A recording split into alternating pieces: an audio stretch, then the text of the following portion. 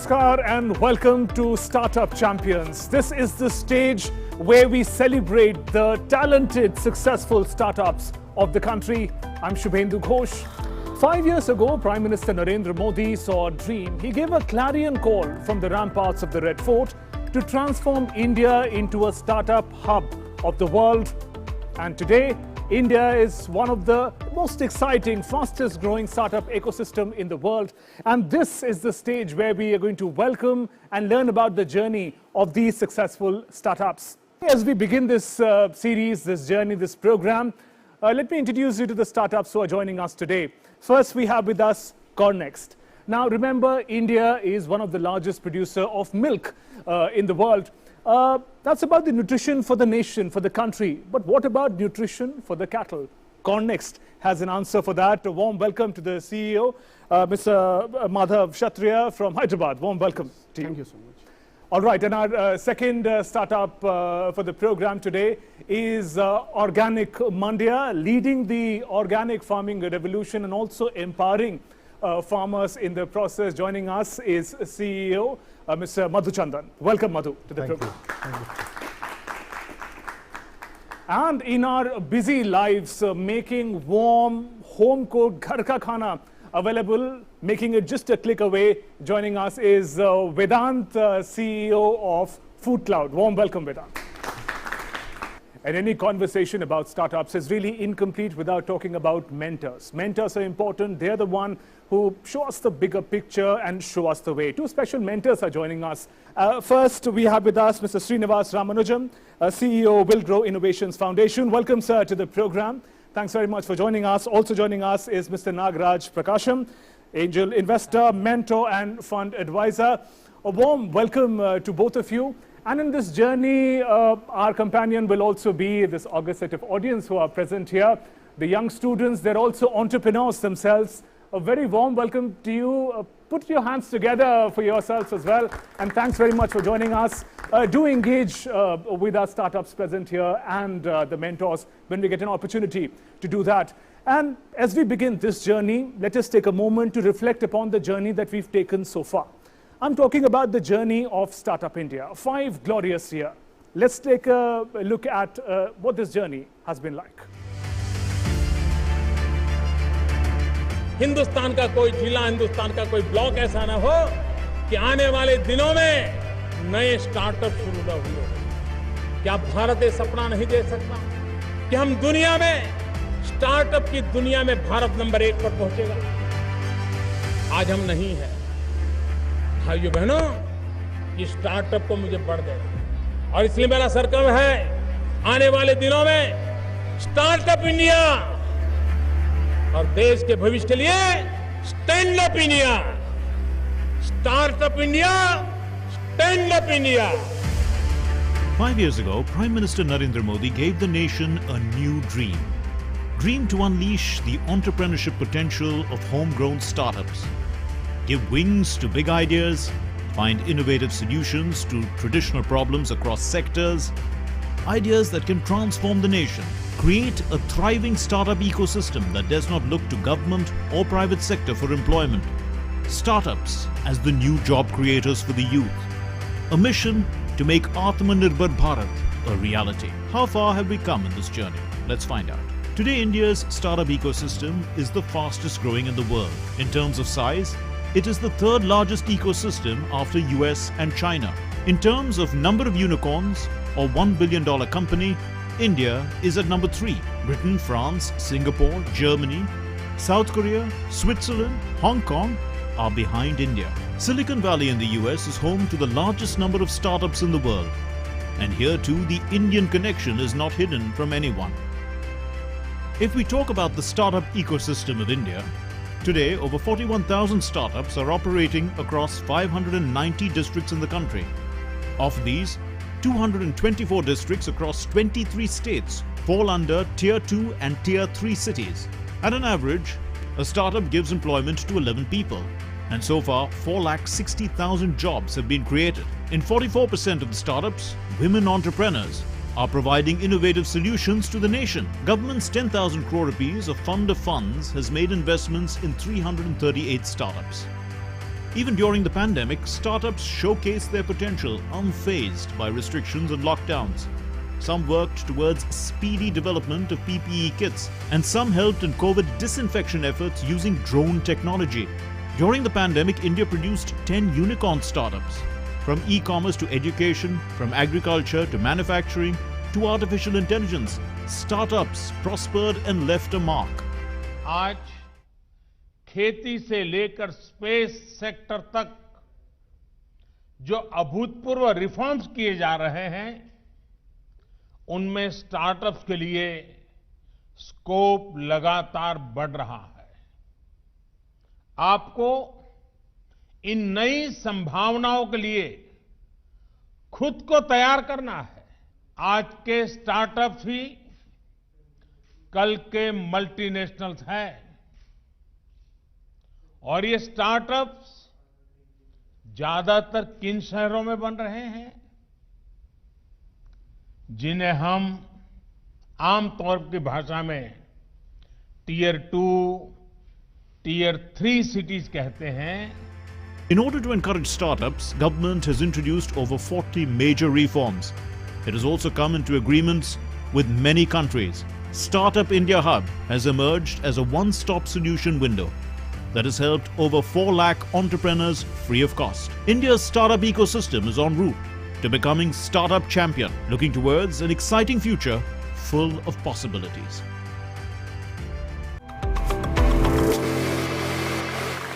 All right, that was a magnificent journey of Startup India. Many startup entrepreneurs have been created. Some of them will also be part of the series. Some of them are present here today, and many budding entrepreneurs here in the audience as well. Now let's take this journey forward. Let's begin with the first startup who's joining us today. We'll talk about Cornex.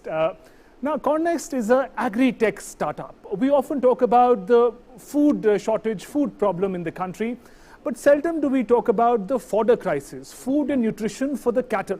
This is where Cornex has worked upon. They've made sure that nutrition to the cattle of high quality nutrition is made available. We'll take a look at their story. We'll try and understand the manner in which they've manufactured special baled silage machines as well, all that. But let's first look at the journey of Cornex. India is one of the world's largest milk producer.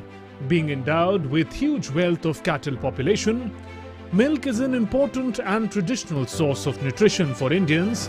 The fodder available for the cattle is not always sufficient in terms of both quantity and quality. In fact, the gap requirement and availability has been increasing. As per National Institute of Animal Nutrition and Physiology, the fodder deficit would be about 40% by 2025.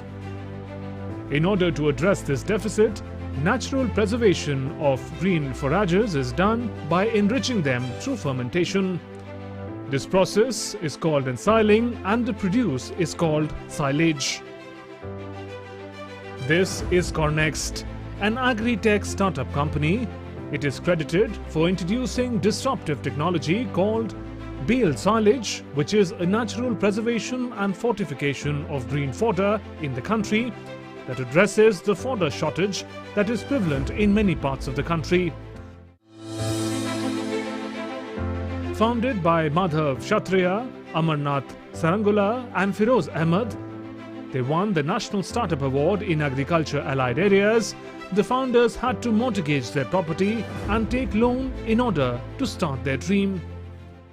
The decentralized silage baling reduced the price paid by dairy farmers as logistics costs reduced. The result was that the company received an overwhelming response for pioneering this technology globally. We never thought of making smaller bales. We never thought.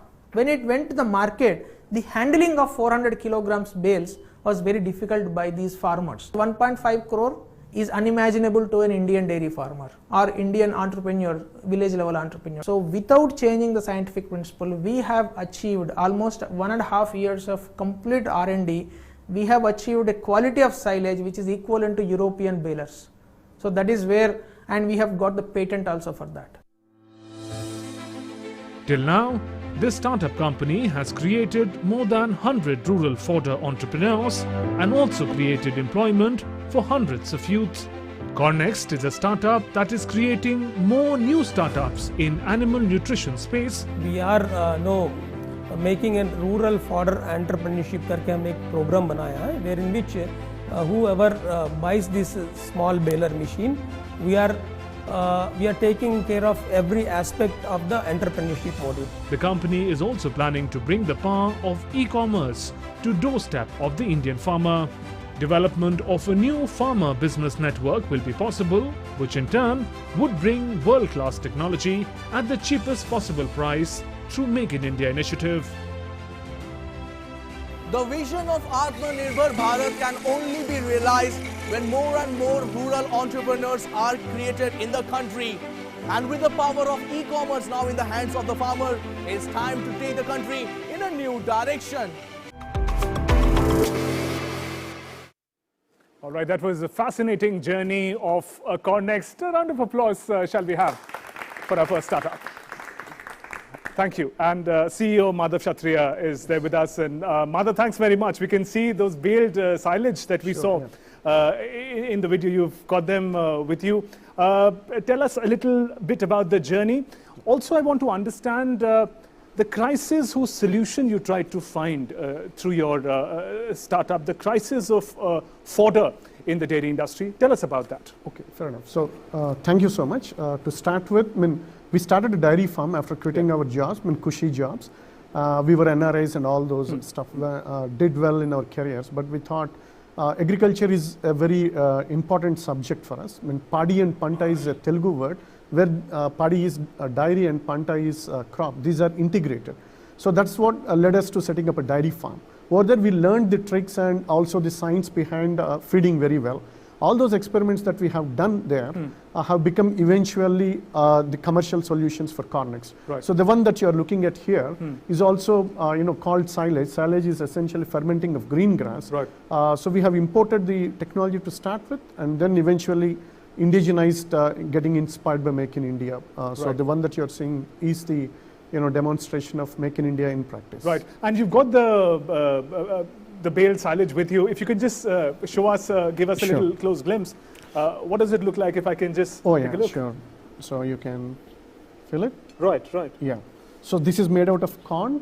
So corn is a staple diet, for cattle. Right. But you can also use another 20, 25 crops that can be fermented and used as cattle fodder. Depending on the state that you are in. So the crop that you have, you can Right. always ferment it and use it as cattle fodder when there is lack of fodder. Right. Yeah. And you said that you quit your other business to look at dairy farming. Tell us about that journey. When you engaged in dairy activities, what were the challenges? Especially I'm thinking of a small dairy farmer who does not have access to quality fodder, because of which the startup comes about. What is the life of a small dairy farmer in the country today? Be it large or marginal, the biggest challenge is having good quality fodder at your doorstep Right. on a regular basis. Right. So that's the problem that we have set out to address. To keep it in simple terms, there are the forward logistics is perfected, whereas the backward logistics is still asking for more solutions. That's where Cornex is relevant, Right. and that's where Cornex is trying to address it. Right. And Madhav, the beginning of a startup is often a subject of great curiosity. Learning about you, we also learned about that beginning, that initial investment may have been quite challenging. Your team, your founders also had to mortgage some bit of their property. Tell us about that initial. I think this will be useful to quite many aspiring entrepreneurs. You don't have to be rich. So we come from middle class background. So we mortgaged everything that we have, and also our parents and all the. So we staked pretty much our lives. You put in your own money in the startup. Yes. Yeah. And also our parents' life incomes. So we staked everything because we were bullish about what we are doing. Yeah. And the foundation that we had in the dairy farm experience was very valuable in setting up this company. Although we staked everything, but that was out of experience and sufficient background work. All right. And talking about the support that startups need from their immediate family, Madhav, on that front, we spoke to some of the family members of the founders. Let's take a look at that, that clip that we've made of some reactions from the family members of Madhav Kshatriya and the founding members. It has been a roller coaster ride. मेहनत भी है, happiness भी है. हम लोग 24 hours में 19 hours सिर्फ 5 hours सोने के लिए निकालना है. We invested the last penny. We collected all the funds from all our relatives and well-wishers. मैं थोड़ा गोल्ड भी दे दी थी अपना. When he showed me that video and said he wanted to go into it, I was like, can't we just do a simple business? Salary कम हो गया पूरा. Yeah, there were days where I literally cried. बहुत से ऐसे दिन आए कि रातों में सोए नहीं हम लोग. I was scared. She was only 3 months old. So at that time he was not available any time. बच्चे तो बहुत छोटे थे मेरे. Totally scared. We had a kid who was like 3-year-old. पापा का प्यार थोड़ा मिसिंग हो गया. I missed him a lot. We used to hug very tightly. पापा कहते हैं नहीं बहुत अर्जेंट काम है, आऊँगा फिर 2 दिन के बाद आऊँगा. Then he comes after 1 month. I knew he was doing something good. It's the thrill which comes along with the pain, right? एक अच्छा काम के लिए उन्होंने बाहर गए बोल के अच्छा और अच्छा करना. We are the Cornex family. I started making myself understanding his beliefs, his dreams, and then started believing in his dream. सपना तो पूरा हो रहा है. Right, how wonderful. Support of the family is so crucial. Madhav, I believe we were listening to the better halves of the founders, children. How did the family come together for a challenge as big as this? So while we are living the dream, I'm sure they are going through a nightmare. So they were the support not only the better halves, but also my parents and the parents of other founders. So it's not an easy decision to go through what we made them go through. So yeah. And if I can just quickly ask, what was the motivation? You knew you leaving a comfortable job for something as challenging as this, where property, jewelry may have to be mortgaged. What was that motivation that you still and your founder members still wanted to go ahead with it? I think the vision that we have set to ourselves is the motivation. We were very sure that we are going to make a significant difference to the sector that we wanted to enter in. Okay. That is the single biggest motivating point for us to be.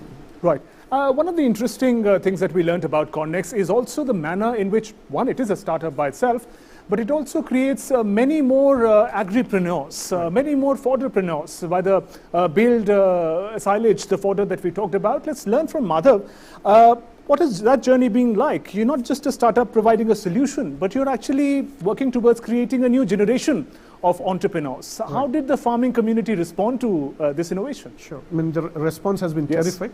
3 years into Cornex, we realized that not one Cornex can be able to offer the solution. That's when we went on to develop machinery, which is 3% of what it would cost you to import from Europe. And we went on creating more and more entrepreneurs across the country and few countries that have similar dairy profiles. And the entrepreneurs, the rural fodder entrepreneurs have been very receptive simply because they're able to recover the investment that they have incurred on it within a year or maybe within a couple of years. So it becomes a win-win situation both for the rural fodder entrepreneurs on one side and also the dairy farmers who are in a great need of fodder, good quality fodder. Right, and what is this? What is the size of the network so far? How many farmers have connected with you so far? Okay, so we have created 150 entrepreneurs, and through them, directly or indirectly, we would like to say that there is a million metric tons of fodder that is getting distributed to at least say about 500,000 dairy farmers across the country. All right. So we are practically creating this sector, which was non-existent. That really makes it so exciting. At this point, let's also now connect to the mentors who are a very special part of this program. If on this mentor wall, there you are, if I can connect with you first, Mr. Srinivas Ramanujan.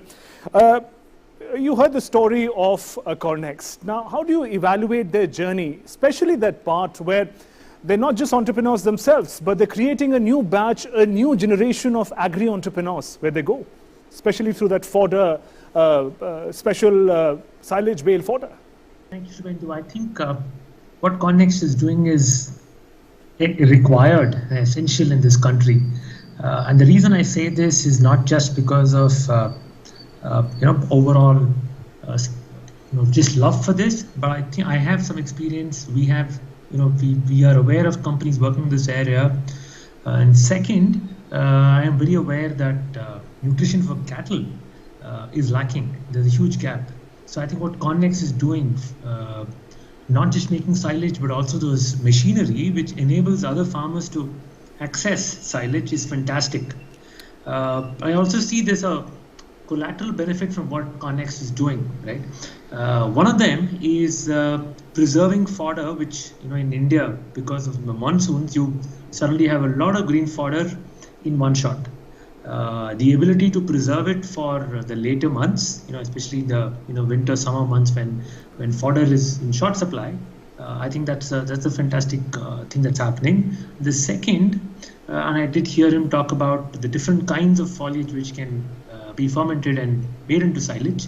It solves another problem, right? And in many cases, you might be throwing foliage back into landfills or just let it rot. But here now you have a use for it.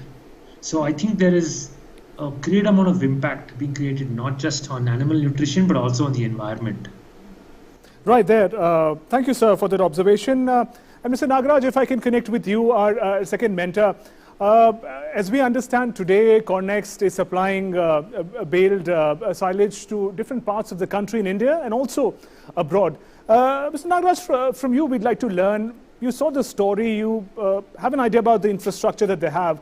What is the next level of growth for Cornex, according to you? Where could they possibly focus? I think the hats off for good work, what they have done so far. As you rightly said, the next level is always going to be interesting. The one thing they need to look at is about, do they have enough infrastructure in terms of talent? Because we always say, what you got here, will it get you the next level? Do you have the second layer of people, number one, that you need to ensure that you have. So the second one is about the path they've taken for scaling is a micro-entrepreneurship model. It's really, really good because India is, every 50 kilometers there is a different place. So you need a local people to ensure that product is working okay. So that's best ways about what we call village level entrepreneur, VLEs. I think I'm glad he's able to take that forward. So how do we strengthen the network? That's going to be important because I've seen in the north, like in Rajasthan, where there is a summer-winter changes there. People preserve the fodder for the summer months or the winter months. But in the south, that habit is not there. We are pretty much a tropical throughout the year.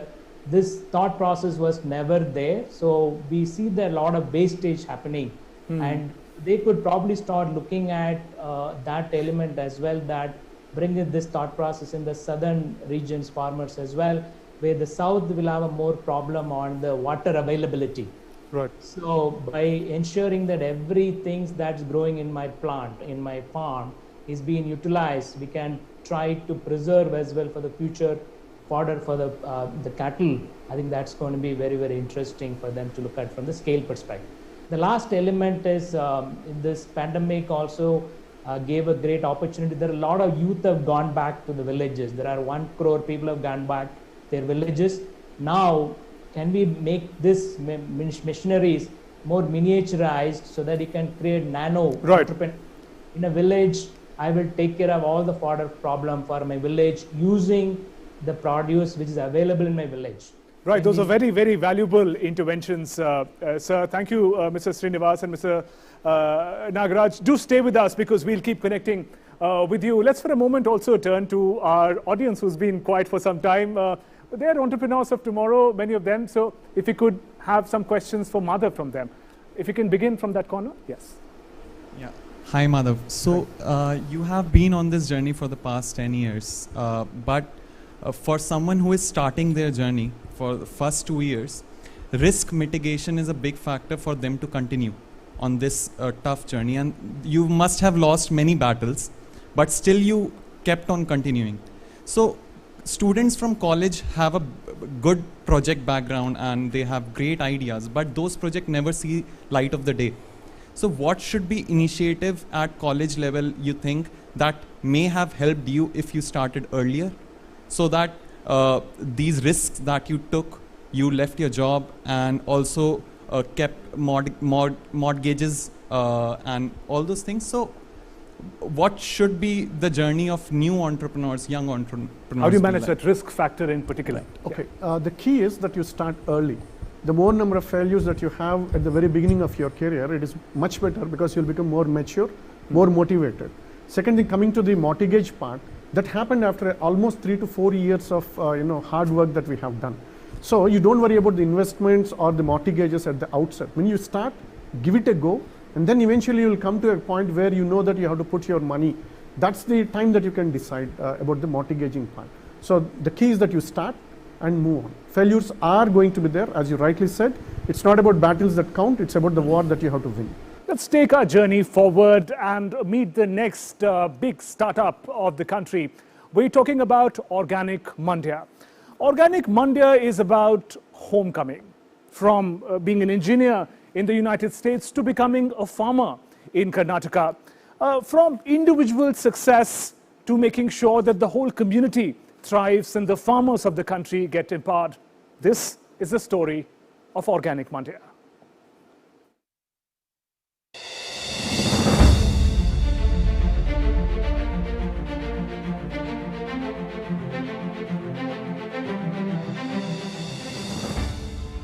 Amidst the hustle-bustle of Bangalore city, a young man, Madhu Chandan, an engineer by profession and settled in the US, discovered his roots, Mandia. Madhu Chandan, while travelling in Bangalore, noticed significant migration of people from Mandia into the city. These migrants were working as drivers and labourers, though they belonged to farming families back home. Madhu was moved by the disturbing reality. He decided to return to India and make a difference. He convinced farmers with great difficulty and formed a Mandia Organic Farmer Society and held meetings at the tea stalls. He spoke to his close friends and classmates about an idea to begin a startup, Organic Mandia, which was not received well, but they agreed to help. Organic Mandia registered a surprise 1 crore rupees gross earning in first 4 months itself, and the project took off. The cooperative has already registered over 500 registered farmers who collectively own close to 200 acres of land and are producing over 70 varieties of food items for sale. In time, several farmers growing vegetables and engaged in dairies came together for Organic Mandia. They continue to bring their produce to the farm directly to Madhu Chandan's warehouse in Mandia. While Mandia Organics has changed the food cultivation habits of farmers, it has also rekindled a connect with traditional food items for people visiting Mandia and Mysore. Madhu hit upon the idea of starting a restaurant next to the organic supermarket he set up on the highway.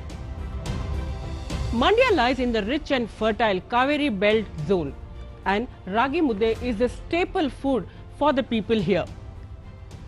Ragi Mudde is the rich and nutritive ragi millet balls. But in the urban space, due to lack of time, many households have given up cooking Ragi Mudde because it requires some time and also a little bit of perfectionist skills to make the mudde into a round soft balls. But Organic Mandia has changed it now. With the launch of instant Ragi Mudde, this has become easier. We all are, 3 of them are batchmates. We were discussed. So we do something for farmers. So at that time we did on cooperative society. So we did on cooperative society, and we decided and went to villages. So when we went to villages and spoke to farmers, earlier no one was agreeing. So we convinced.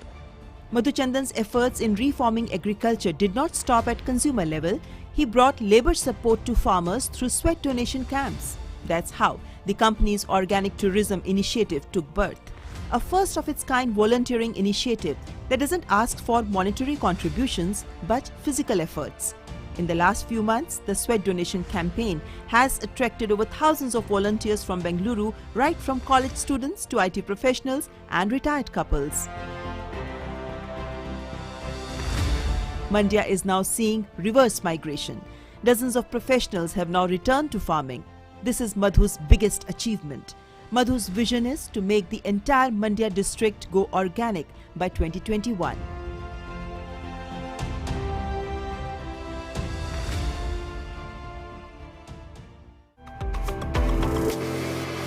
All right, fascinating journey of organic Mandia there for you, ladies and gentlemen.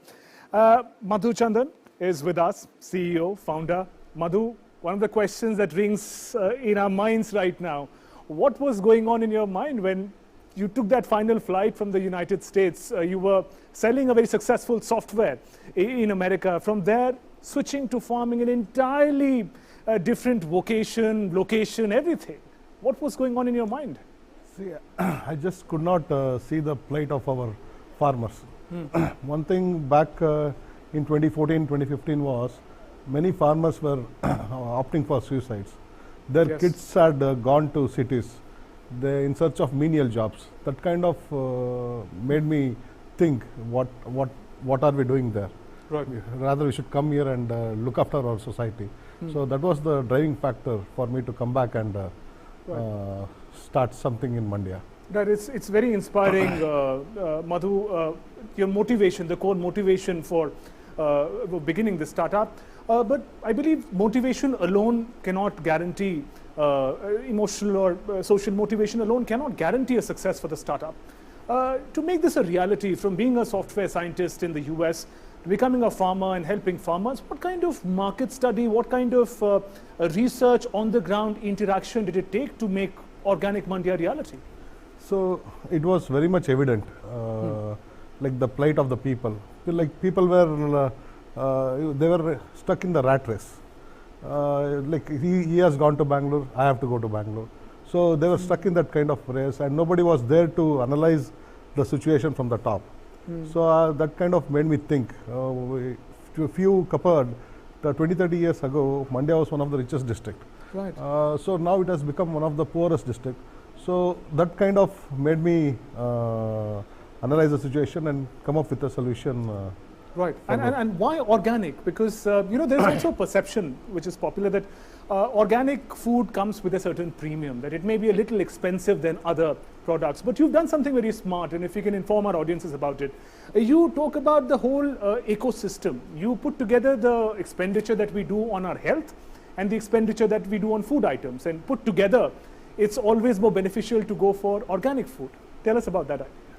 See, organic, why organic is, it's something not, which I have not invented. It was there, what our forefathers were doing is what we are doing currently. First of all, what is organic? Organic means life. Anything which grows with the help of organisms is called organic, means microorganisms. So anything which grows with the help of another life is called organic. So which we were doing earlier. So today people think that organic is heavily priced. So I would agree that it is about 30% more. So if you take do a regular for one person per month, you need about 3,000 rupees. In a year you would need about 36,000 rupees for a regular grocery, which is filled full with toxins. But in organic, if you take 50% more also, it will be around 5,000 rupees or 5,500. But you will be healthy, you will not go to the doctor. So when you are eating inorganic food, people don't consider consider those factors. When I was eating organic food, at least my family, we used to spend about 75 to 1 lakh to hospitals. Right. Cough. So there are many ailments which comes by eating those kind of foods. So we factor that into the pricing. Organic is the cheapest food what you can have. Right. You really don't sound like a software engineer at this moment. You know, all your figures about agriculture are there on your fingertip. Let's also get a perspective, a special perspective that we've got from your father, Madhu. We got a chance to speak to him. Let's listen into what he had to say. Madhu Chandan is actually a software engineer. I don't know how he has changed to agriculture, but I am an agriculture scientist. Why Agriculture University, I am working as a scientist, so I am not able to understand Madhu. Now the farmers are understanding the Madhu's work.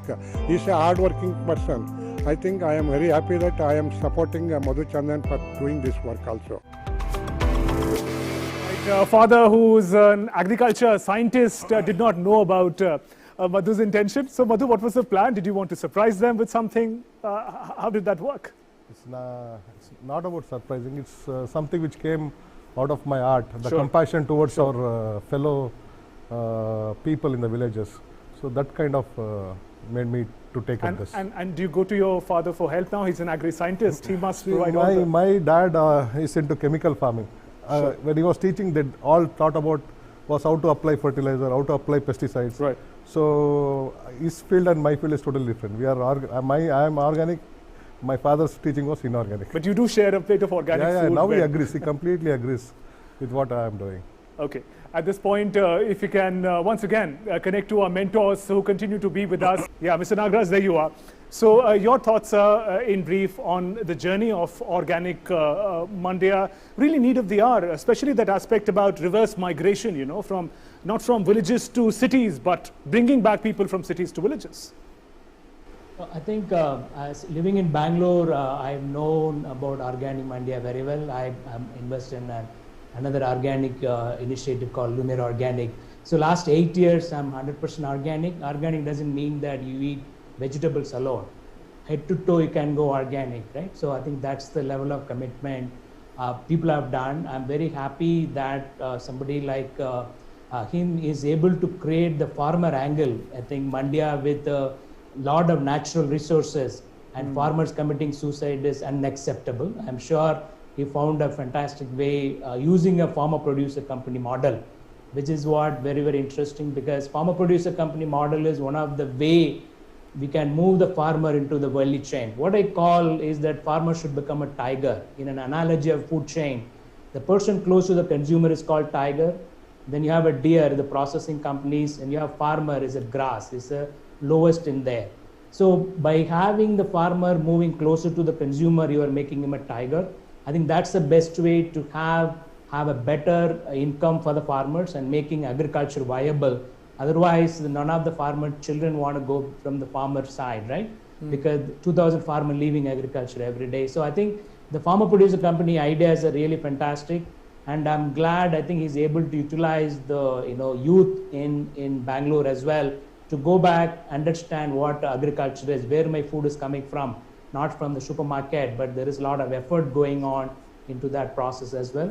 So what I would like him to do as well, that in Government of India, we initiated an initiative called kisanmitra.gov.in. Around 700 technologies we brought from CSIR and IITs. We want to take these technologies to the reverse migrants in the villages. So I would encourage Madhu to probably start looking at this technology, have these rural youth who've gone back, have them do value addition to this process so that the economy stays within Interesting the thoughts there, really putting the farmers on top. Once again, thanks very much for those observations, Mr. Srinivas and Mr. Nagaraj. Let's now talk about our third startup of the day. We're talking about FoodCloud. Now, FoodCloud is an online food delivery service. Nothing very new about that as such, but what is new is that the motto says it all. It says happiness is homemade. Well, they're responsible for bringing together, connecting the joy of home-cooked food with hungry souls. Let's take a look at the journey of FoodCloud. 47-year-old Mamta Kalra is a homemaker in Delhi. Her life revolves around her family, and since the past 5 years, she's also enjoying her stint as a home chef with FoodCloud. Well, right now I'm in the kitchen of Miss Mamta Kalra. Let's talk to her on what she's doing. Mamta जी, क्या बना रही हैं आज आप? मैं गाजर का हलवा और मैं दाल पकवान बनाने लगी हूँ। तो आप FoodCloud से कितने सालों से जुड़ी हो? मैं लगभग 4 सालों से FoodCloud से जुड़ी हुई हूँ और FoodCloud से मुझे एक सेल्फ कॉन्फिडेंस आया मेरे अंदर कि हाँ मेरा खाना बाहर भी लोग पसंद करते हैं।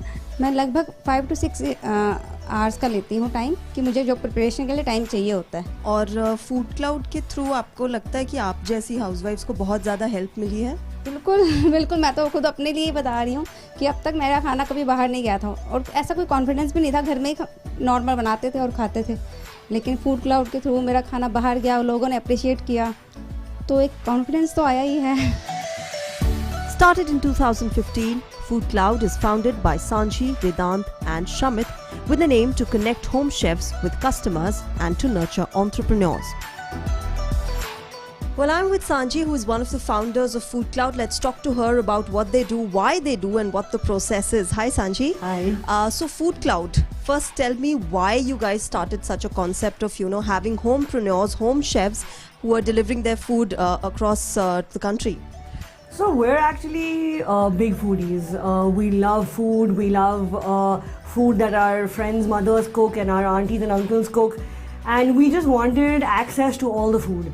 And how can a chef actually participate in FoodCloud? What is the process you guys go through? All they need to do is log on to foodcloud.in and sign up. There's a sign up as a chef tab. Click on that, fill out that form. Somebody from our team will get in touch with you. There will be a tasting process, a verification process. Across the country, the government has been supporting through its various flagship programs like Startup India. How do you see that ecosystem having evolved over the years, especially when you guys started and to this date? I'm actually, you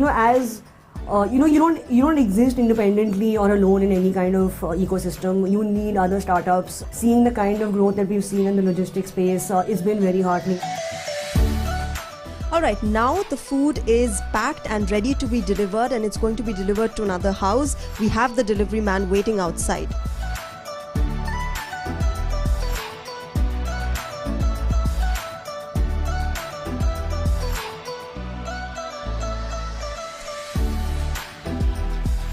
Well, I've had my share of this delicious gajar ka halwa. When more and more women across the country become empowered, become entrepreneurs, Prime Minister's vision for Atmanirbhar Bharat is realized.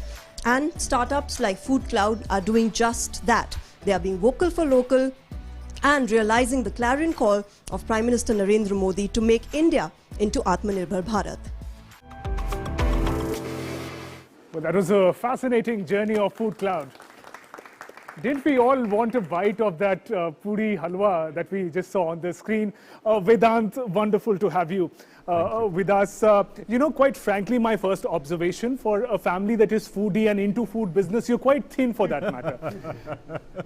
So tell us about it. So I'll tell you that after the first couple of years, after we put on a lot of weight, we realized that we have to take care of our health. Let's make others gain weight. Right. But actually, one of the theories or thought process behind the whole ecosystem is just better production of food, lesser wastage, better quality of food, healthier food, and fresher food. So that's how the whole ecosystem works. Right. So from a responsible production where it's not going to be wasted, it's going to be cooked fresh for you, it's going to be actually be cooked in a home kitchen and delivered to you.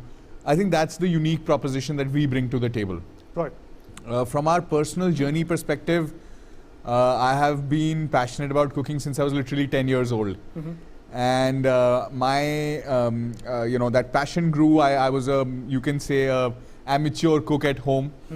Then I moved to the US, studied there, worked there. And you like to cook, you like to eat as well. Yes, both. Right. It doesn't show, but go on. But Sanji is more the eater and I'm more the cook. But having said that, we saw a shared economy system grow up in the US, right? It started out with Facebook and content and things like that. Okay. And it moved across time. So FoodCloud is the culmination of food and the shared economy, which works really well together. Today we have over 5,000 women who are connected with us and who are aspiring home chefs on our platform. Are you based in Delhi, NCR, the operations? Where all do you operate? So we are actually based in Delhi, NCR, Kolkata and Mumbai for all the fresh food. And there's a huge range of snacking products which are healthier than the usual ones you get in the market, like makhanas, roasted snacks, mattis, which are again completely made by our home chefs, condiments, achars, which are delivered across India. Vedant, what makes us really curious about FoodCloud? I mentioned earlier that online food delivery is nothing new during the time of pandemic. All of us have to some extent really switched on to that mode. But eating out or ordering in traditionally, indicates towards food from restaurant. Agar ghar ka khana hi khana hai to, let's make it at home. That sort of how did you challenge that perception that ghar ka khana could be sold and bought? So, I'll be very honest with you. I'll give you an example of Delhi. I think it's best explained with an example of Delhi. There's a huge Bengali population living in Delhi. Sure. Now they're double income homes. I'm one of them. But yeah. Absolutely. And I realized that. There are double income homes. They have lesser time to cook. your maid or your personal time cannot be necessarily invested into cooking a nice Bengali meal, which you are used to probably if you are from that region.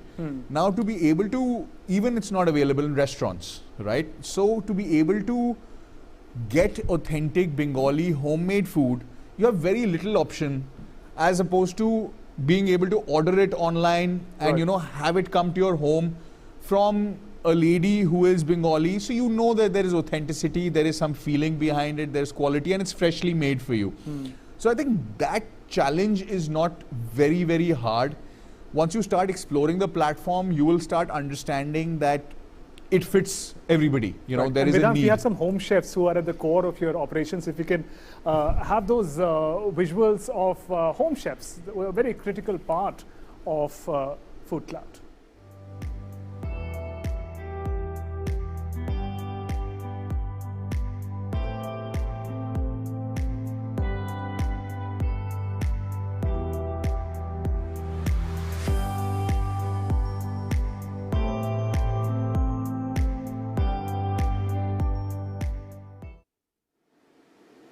It's a moving story of Prabha Devi, one of the home chefs, yes. To tell you a little bit more about Prabha Devi's story. So she is a star home chef, super home chef. She's 93 years old. Wow. She lives in Gurgaon now and serves authentic Gujarati food because that's where she was originally from, and some Maharashtrian snacks. So at the age of 93, she's successfully running a home business of food through our platform and has done lakhs of business with us already. So that to me is an extremely heartening story of what we are capable of achieving and at scale, in time to come. No, that's fascinating. And a little more about women and people like Prabha Devi. When you approach them with your idea that your home cooked food could have a market, what are the responses you get? So when we started out, we approached 30 home chefs and we called them individually, me, my wife, Sanji, the three of us, literally, and my wife was helping me out. So we started calling up these home chefs and they couldn't even understand that there is such a thing possible that I will cook at home and you will pick up my food and deliver and I'll get paid for it, right?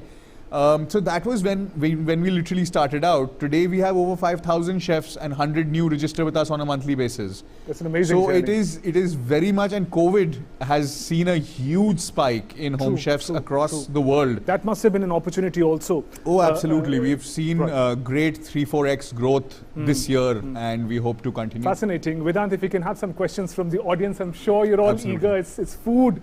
We all connect to. So, okay, we'll come to you. I am Haripriya Bakshi, founder of Avocare Biotech. My question is how Startup India policies helped you to overcome the hurdles you faced in your startup journey? And second thing, how you took care about the standards related issues of the customers? Quality, that's a very valid point. Absolutely. With so many points of quality checks. Of course. So I'll answer the second question first. We have a very robust onboarding process where every home chef goes through a tasting, a verification. Plus, we have a very, very good relationship with FSSAI. As you may know, that's the Food Standard Authority of India, Safety and Standard Authority of India. So they have played an integral role in our startup where all of our home chefs are registered with FSSAI. They go through trainings with FSSAI. And in COVID, we have trained n number of home chefs, especially around COVID, with the help of FSSAI trainers. So much so that we actually won an award from FSSAI last year in 2019 for community engagement and onboarding of these home chefs.